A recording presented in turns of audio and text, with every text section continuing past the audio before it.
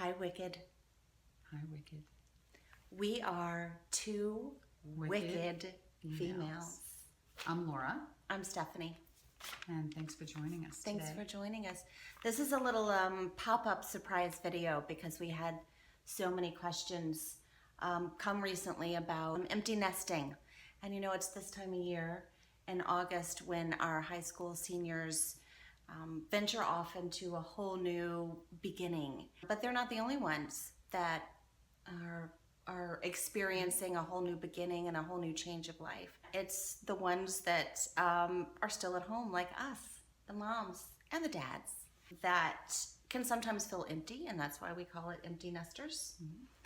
So we have a lot of questions from soon-to-be empty nesters about how to handle the feelings that you're having and how to manage them and maybe create a new life for yourself. So Laura has gone through it, and I think that you can really gain some insight into Laura's experience and how she managed it, how she felt, and then how she kind of came out of it and on the other side of feeling, you know, that empty nest kind of sadness. So Yep, we're There just you gonna we're just gonna help you navigate through it because I don't have the answers for you because it's all about you and how you feel and how you deal with things.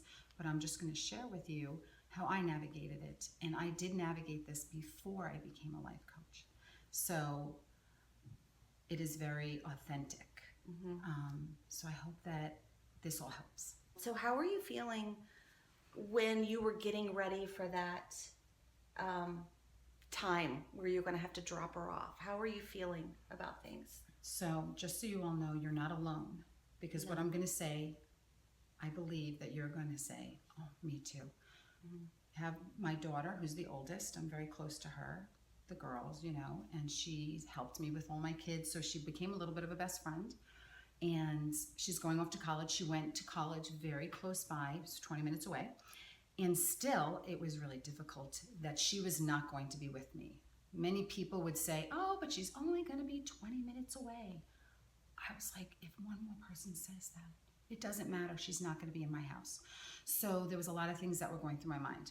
And it wasn't all about she was going to be alone and she was going to get abducted or raped or she was going to fail. It was more Because the we all have separation. we all have those fears, right, for our kids. That's right. But it wasn't as much that as it was just the separation from her. Yeah, I was losing like an arm. I was losing my right arm. And I knew it would grow back again, but it was still not going to be there every single day, every morning, and every time I was even mad at her or whatever. You know, so it's just a whole interaction. I'm not being there. It's hard. I had really good friends. I went to my friends for help and support. And I cried, and I cried with her and reminded her that I was just having a mommy moment. I'm like, this is just a mommy moment. It's not that I don't want you to go.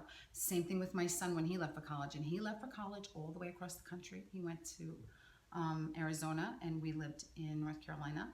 Same thing. I would cry, and I would tell him, I'm just crying because I'm just having a mommy moment. And I believe that's what they are. It's important for your children to see that. So it lets them know that, okay, mom's having a moment and then she's going to get over it. And to actually let them see you get over that. Because it also allows them to be able to feel, you know, and then know that, look at you and know that, well, if mom can get over it, I can too, with whatever challenges, you know, face them as well. As a life coach, I would tell you not to just say to yourself, I'm just going to be fine. I'm just going to ignore it. It's just going to be fine. I'm just going to wipe those tears away, and I'm just going to make myself busy over here. Feel the feelings. Feel where they are in your body. Sit with them. Have a good cry. Get them out. Pushing them down is just going to create a problem later, most likely for the people who are around you in your house, because you're going to have outbursts of anger, and you're not going to understand where they're coming from. Your family's not going to understand where they're coming from. So sit with yourself. So let it hurt. Let it hurt. Let it heal. Let it heal, and then let it go. And then let it go. Although they're still leaving. So I know that sounds like, so they say things in in the life coaching world is it's simple, but it's not easy. Okay, so it's simple, but it's not easy. So give yourself some grace. Aside from my children, my two leaving, there was something that then ended up with my husband, married, at the time 25 years, and he's traveled globally. I was volunteering and being with my children, and almost like when I getting close to my daughter leaving, she was the first one, I kind of looked at my husband like, oh no, I don't know what's happening here. I'm not sure I really know this person well enough anymore. Men generally, and I can't speak for everybody, are not going to be able to read your mind and your body language. They're just not. Please try to communicate. Make them aware, please. It is so important. So sit with them and tell them. And even if they don't reach over and hug you and say, oh, I feel so bad, because they're going to need some time to kind of process that. So it's all kind of like an identity story for everybody in the family, even siblings. They kind of take on a new identity as well when their older sibling leaves the nest, and especially for us moms, because we have devoted our entire lives since the moment they were born or the moment they came to us, in being a mom and trying to be the best mom that we can possibly be. Now, all of a sudden, they're leaving. So we have this identity crisis, or this new identity story that we kind of have to reframe and take time and look at our lives and maybe reframe this sadness, which you're going to have sadness, but reframe it in a way that can give you time to explore, to maybe figure out what your dreams were when you were watching Barney, when they were 2 years old. Think back at the times when you had watched for the 85th time that episode of Barney, sitting there thinking, oh, I wish I could, whatever, Right. So you think back on those times and you think, what was I thinking? What did I want to do then? Maybe it's something that I want to do now. So you want to ask yourself, what would I want to be doing right now? Whether your child was at home or not. What would it feel like to be doing that thing that I want to do? Even if it's a lot of things, just write them down. Even if you think that it's not possible, still write them down. Exactly. And then say, gosh, how do I feel in this new position as doing and having these new things in my life? How does that make me feel? Gosh, some of them I'm just like, really not so much, but some of them I'm like, wow, that just kind of sounds fun. Yeah, I think I'm interested, and people may think it's work, but I think it might be a calling. And and you want to start doing that. I can't tell you what to do because you are your own person. Think about the questions that I've asked you so you can imagine yourself in a new position in your life, and it will slowly help you let go of the old identity so that you can embrace the new one. Right. And it accelerates your healing as well. It really does. When you are thinking about things for you, because this is a time for your child who's going off to college.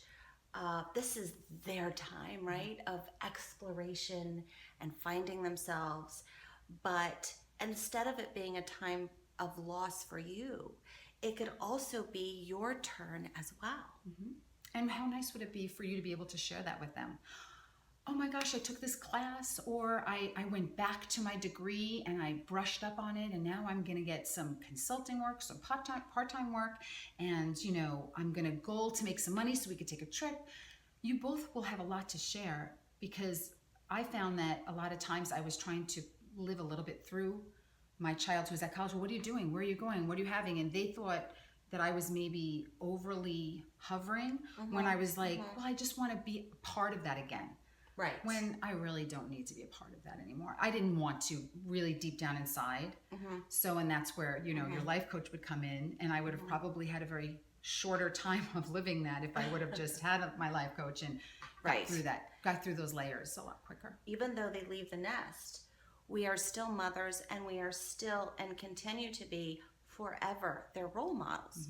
So if you're a role model to your child who's leaving, all our children really want is for us to be happy. They really want us to be happy. It reduces their stress. And it- give them lots of money when they're in college. Sorry. Go ahead. Okay. Well, of course, that's a given, Of course. right? But they really want us to be happy. And that is what makes them happy because they don't feel like they have to worry about mom at home, crying. So since you're still a role model, now it's time for you to say, okay, what am I going to do for myself?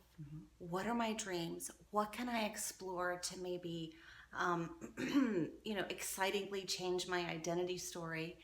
And let them see that so that when they get in the place of being an empty nester, they can look back on you as a role model and say, wow, when I left for college, my mom, started this new business, or my mom started painting, or my mom, started volunteering, and my mother found her passion, and that made me proud of my mom. And so that means I can do that too. If my mom did it, I can do it too. And I believe that everybody that's watching this knows all this. We know. Yeah, You're smart. you You too. know all this. Absolutely. But sometimes when you're caught up in the feelings, there isn't a lot of time to reach deep down inside and see all the possibilities. And you kind of get caught up in the sadness and feel sad and depressed.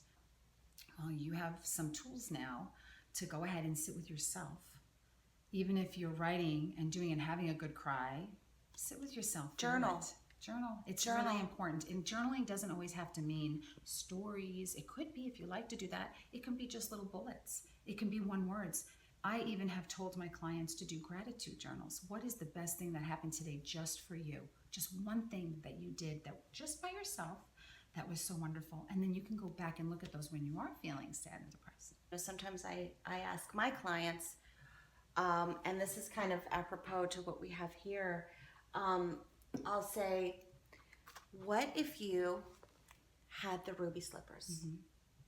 Where would you go? What would you do? Where would be your home?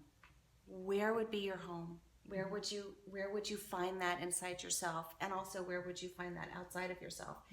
And it kind of, it gets my clients out of, well, instead of saying, what do you want to do? Well, I want to do this, but then I got the house, and I got the dogs, and I got the car, and I got the da-da-da. If I say, if you had the ruby slippers, where could you go? And it kind of gets them out of the mundaneness of the world and kind of gets them into a dream state. And so they start dreaming about, well, if I had ruby slippers, of course I could do this. And of course I could go there because I just have to click my heels. You do have the ruby slippers. You can click your heels and you can make this happen.